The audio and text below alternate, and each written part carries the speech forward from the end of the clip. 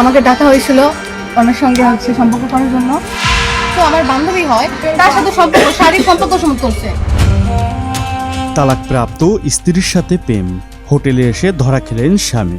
ভালোবাসা কখনো কখনো মানুষকে এমন পথে নিয়ে যায় যেখানে আবেগ আর বাস্তবতার মধ্যে শুরু হয় ভয়াবহ সংঘর্ষ। উনি ডাকছিল, আমি দেখা করতে আসছি। আসার পর আবার কি রুম ঠিক করার কথা বললো, আবার আমার সাথে সম্পর্ক করার কথা, হ্যান ত্যান কন্ডম, মানে যাবতীয় যা করা লাগে। আজকের ঘটনাটি তেমনই এক চাঞ্চল্যকর কাহিনী। তালাকপ্রাপ্ত এক নারীর সাথে গোপন প্রেম, তারপর হোটেলে দেখা করতে এসে স্থানীয় জনতার হাতে ধরা পড়ে গেলেন। আজকে তোমরা মস্তান কেন দুইজন আবার দেখা একত্রিত? করতে আসছি। মানে উনি কি হবে? উনি ডাকছে সে কথা। হ্যাঁ, উনি ডাকছিল, আমি দেখা করতে আসছি। আসার পর আবার কি রুম ঠিক করার কথা বললো, আবার আমার সাথে সম্পর্ক করার কথা, হ্যান ত্যান কন্ডম, মানে যাবতীয় যা করা লাগে। মিথ্যা কথা বলার দরকার নেই। আমি কই গেলে মিথ্যা কথা বলেন।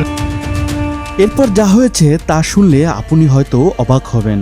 ঘটনাটি ঘটেছে বগুড়া জেলার মহাস্থানগড় একটি আবাসিক হোটেলে। স্থানীয় সূত্রে জানা যায় দীর্ঘ 5 বছর সংসার করার পর তালাক দেওয়া হয় এই মহিলাকে। কিছুদিন পর তালাকপ্রাপ্ত ওই নারীর সাথে প্রথমে সামাজিক যোগাযোগ মাধ্যমে কথা শুরু হলেও ধীরে ধীরে সেটা গড়ায় আবাসিক হোটেল পর্যন্ত।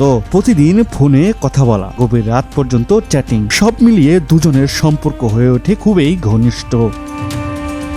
তাহলে এত কিছু জানার পরে তুমি এখানে আসলে? আমার একটা ছোট বাচ্চা আছে, আমি সংসার করতে চাই। মানে ইনি আবার নতুন করে নতুন করে আমি সংসার করতে চাই। আমার একটা ছোট বাচ্চা আছে, আমার বাচ্চার জন্য আমি সবকিছু। এখন কি হয়েছে? ও কি এখন কোর্টে যা হবে হবে, কেস তো চলেছে, কেস তো আটকে নেই। নারীটির সংসার ভেঙে যায়, আর সেই সুযোগে তার স্বামীর জীবনে বিশেষ জায়গা করে নেয় তালাকপ্রাপ্ত স্ত্রীর এক বান্ধবী। প্রেমের সম্পর্ক এতটাই গভীর হয়ে যায় যে দুজন গোপনে বিভিন্ন জায়গায় দেখা করতেন বলেও অভিযোগ রয়েছে। অন্যদিকে তালাকপ্রাপ্ত স্ত্রীর সাথে নিয়মিত যোগাযোগ রেখেছেন তার স্বামী। আর ফারজানার সাথে সম্পর্ক, মানে আমার একটা ফ্রেন্ড, সো আমার বান্ধবী হয়, তার সাথে সম্পর্ক, তার সাথে একটা বাচ্চা আছে, মানে তার একটা বাচ্চা আছে, ছেলে বাচ্চা। তার ছেলে বাচ্চার বয়স 3 বছর, তার সাথে থাকায় তার সাথে সম্পর্ক শারীরিক সম্পর্ক সমুখ করছে, জানেন? সম্পর্ক করছে।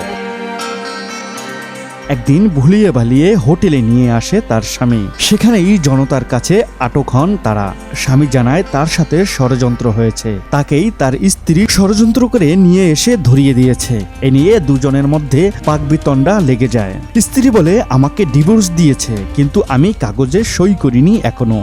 পরে কি দুইজনের মাঝে কি ডিভোর্স হয়েছে? দিবস হয়েছে, ও দিছিল, কিন্তু কোর্টে মামলা আছে, ও দিছিল, কিন্তু আমি এখন মামলা কে করছিল? মামলা আমি করছিলাম। মানে ওই তোমাকে ডিভোর্স দেওয়ার কারণে মামলা করছো, তাই না? তারপরে এটা কি যৌতুকের? না, এমনিতে নারী শিশু নারী নির্যাতন। শিশু নির্যাতন। তারপর আবার কি আমি হচ্ছে ডিভোর্স মানে কোনো সিগনেচার দেইনি।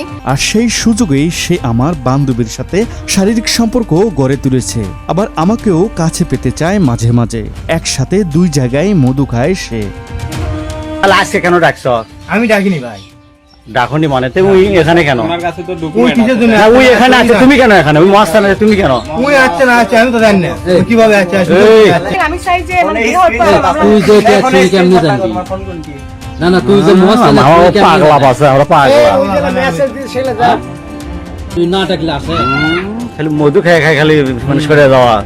মধু খাচ্ছে আর মানে উড়ে উড়ে বেড়াচ্ছে। আমরা- একটু দেখাতে এই দেখেন, একটু আগে আমার একটা ভয়েস একটু আগে voice দিছে। যে আমি হচ্ছে গাড়ি যাচ্ছি।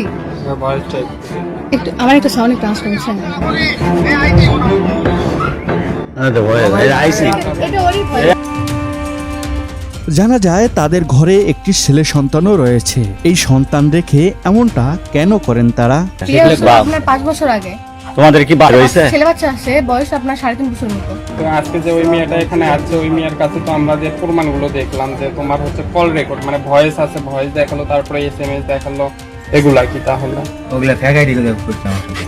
অকল্পনীয় ভাবে তোমরা দুইজন একই জায়গাতে আজকে চলে আসছো মহাস্থান মাজারের উপর, দুইজনে একই জায়গাতে এসে দেখা হলো কাকতালীয় ভাবে।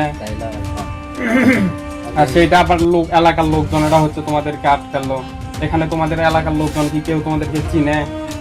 না কেউ ছিল না। তাহলে কিভাবে তোমাকে আটকালো? উনার আত্মীয় স্বজনের বাড়ি কি এখানে, কারো কি আত্মীয় স্বজনের বাড়ি আছে তোমার জানা মতে? না আমার জানা মতো নেই। ওনার সঙ্গে কতদিন তুমি সংসার করছো? তো 4 বছর। 4 বছর সংসার করছো। ওনার আত্মীয় স্বজন কোথায় কি, এগুলো তোমার জানা উচিত ছিল। সবই জানে, নাটক করে। দর্শক, আপনাদের কি মনে হয় এই ঘটনার দোষ কার, স্বামীর নাকি স্ত্রীর? মন্তব্য করে আপনার মতামত জানান। আর এমন আরো ভাইরাল ও চাঞ্চল্যকর খবর পেতে আমাদের সাথেই থাকুন।